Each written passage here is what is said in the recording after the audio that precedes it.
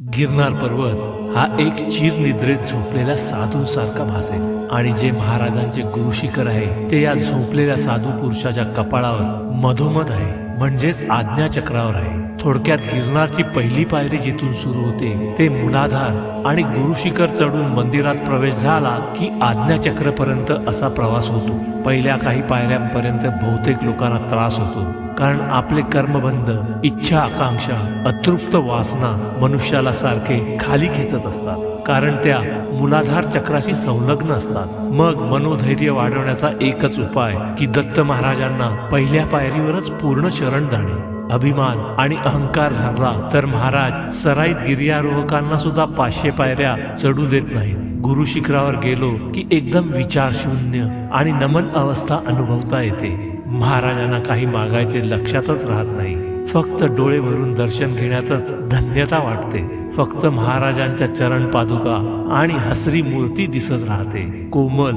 आणि तेजस्वी अशा दत्त महाराजांचे दर्शन होते. मानवी जन्म सार्थकी लागून सहस्रार चक्रापर्यंतचा प्रवास पूर्ण होतो आणि आपले मन महाराजांना एकच विनंती करते, हे प्रभू, आम्ही कधी चुकलो, अडखळलो, वामपंथाला लागलो तरी तू आम्हाला योग्य मार्गावर आणावेस अशी मी प्रार्थना करतो. ओम नमो भगवते दत्तात्रेयाय.